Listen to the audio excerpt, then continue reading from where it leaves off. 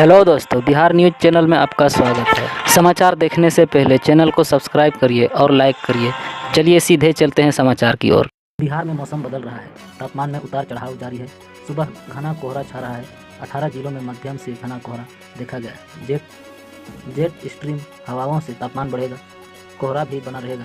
अगले 3 दिनों में तापमान 2 से 3 डिग्री सेल्सियस बढ़ सकता है। पटना में हवा की गुणवत्ता में सुधार हुआ है। बिहार में मौसम के मिजाज में बदलाव, तापमान में उतार चढ़ाव और सुबह घने कोहरे की स्थिति बनी हुई है। मौसम विज्ञानों के अनुसार आने वाले दिनों में तापमान 2 से 3 डिग्री तक बढ़ सकता है, जिसका कारण जेट स्ट्रीम है। 19 दिसंबर की सुबह बिहार के 18 जिलों में मध्यम से घना कोहरा छा रहा है, जिसमें पटना, सारण, मुजफ्फरपुर शामिल है। 18 दिसंबर को बिहार में सबसे अधिक तापमान पूर्णिया में 27.8 डिग्री और सबसे कम तापमान किशनगंज में 4.5 डिग्री दर्ज किया गया है। बिहार में शिक्षकों के ट्रांसफर और पोस्टिंग फिलहाल नहीं होने वाले हैं। बिहार विशिष्ट शिक्षक नियमावली को नीतीश कैबिनेट ने गुरुवार को मंजूरी दे दी गई है। इसमें कहा गया है कि सक्षमता परीक्षा पास करने वाले नियोजित शिक्षकों का फिलहाल तबादला नहीं किया जाएगा। वे जिस स्कूल में अभी पढ़ा रहे हैं वहीं पर उन्हें योगदान करना होगा। नियोजित शिक्षकों को सक्षमता परीक्षा पास करने के अब 3 के बजाय 5 मौके मिले हैं। बिहार की राजधानी में ग्लोबल इन्वेस्टर्स समिट के बहाने देश विदेश के करीब 800 बिजनेसमैन जुटे हैं। बिहार बिजनेस कनेक्ट 2024 के नाम से पटना के ज्ञान भवन में आयोजित इस कार्यक्रम में देश के मशहूर उद्योगपति प्रणव अडानी ने बिहार सरकार और बिहार के माहौल की खुले मन से प्रशंसा की है। उन्होंने कहा कि मुख्यमंत्री नीतीश कुमार ने दृष्टिकोण से पूरे देश के लिए लाभकारी विकास का एक मॉडल तैयार किया है। यही कारण है कि अडानी समूह ने अब तक यहां 25,000 रोजगार दिए हैं और नए निवेश के जरिए 27,000 लोगों को अवसर देने की तैयारी में है। उन्होंने बिहार में 20 करोड़ रुपये का निवेश कर एक ultra super critical thermal power plant स्थापित करने का योजना भी बनाया है। 20 दिसंबर को 1 लाख करोड़ से अधिक के औद्योगिक निवेश के करार किए जाएंगे। उद्योग विभाग से उच्च स्तरीय विमर्श के बाद 350 से अधिक निवेशकों ने बिहार में निवेश की इच्छा जाहिर की है। इसको लेकर संबंधित कंपनियों ने लेटर ऑफ इंटेंट दिए हैं। शुक्रवार को मुख्यमंत्री नीतीश कुमार की मौजूदगी में संबंधित कंपनियां MOU यानी मेमोरेंडम ऑफ अंडरस्टैंडिंग पर हस्ताक्षर करेंगे। पटना के बापू सभागार में यह मीटिंग आयोजित हो रहा है। शुक्रवार को जिन कंपनियों की तरफ से MOU किए जाने की बात कही जा रही है उनमें petrochemical, SLNG, beverages, Awan beverage, Ankur biochem, captain steel, Shree cement, Birla cement, JK cement, Dalmia cement, Haldiram, supreme pipe और लहर फुटवियर आदि कंपनियां यहां अच्छा खासा निवेश करने जा रही हैं।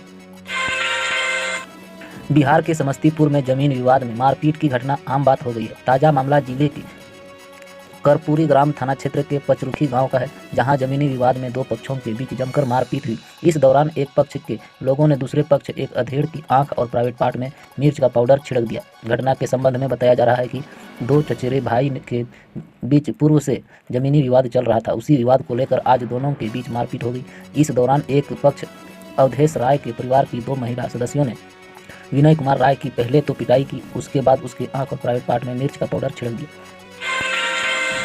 बिहार में नक्सलियों के खिलाफ सुरक्षा बलों की सख्त कार्रवाई, अब तक 120 से ज़्यादा गिरफ्तार। बिहार में नक्सलियों के खिलाफ लगातार चल रहे अभियान के बाद अब उनकी कमर टूट गई है। अब सिर्फ 8 जिलों तक उनकी सक्रियता सीमित रह गई है। सुरक्षा बलों ने बिहार में इस साल 120 से ज़्यादा नक्सलियों को गिरफ्तार किया है, जबकि उनसे 24 हथियार, 246 कारतूस, 134 किलोग्राम विस्फोटक सामग्री, 554 डेटोनेटर और 146 केन बम बरामद किए गए हैं।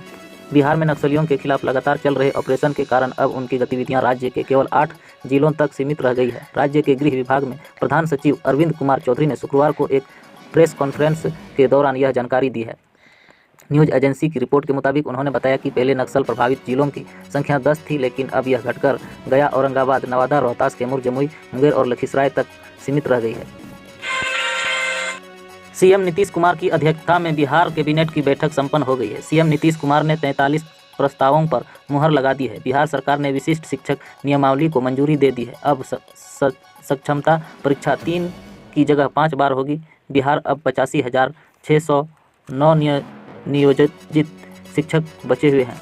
इन्हें सक्षमता परीक्षा देना है। बिहार सरकार ने शिक्षकों को लेकर बड़ा फैसला लिया है। अब अनुशासनहीनता के मामले में सख्त कार्रवाई होगी। अगर किसी शिक्षक पर अनुशासनहीनता का आरोप लगता है तो उन पर कड़ी कार्रवाई होगी। जिला शिक्षा पदाधिकारी उनका तबादला प्रखंड स्तर पर कर सकते हैं, साथ ही दूसरे जिले में तबादला को लेकर अनुशंसा करेंगे। हालांकि शिक्षक अपने ट्रांसफर को लेकर जिला शिक्षा पदाधिकारी के पास अपील कर सकते हैं, उनके पास अपील करने का अधिकार दिया गया है।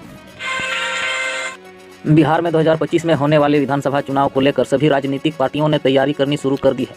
एनडीए गठबंधन जहां सत्ता में वापसी तो इंडिया गठबंधन पाने के लिए रणनीति बनाने में जुटा हुआ है। इसी बीच बिहार कांग्रेस अध्यक्ष अखिलेश प्रसाद सिंह की 70 सीटों की मांग के बाद राजनीतिक प्रक्रिया का दौर जारी है। इसी कड़ी निर्दलीय सांसद पप्पू यादव ने हाल ही में कहा है कि कांग्रेस को बड़े भाई की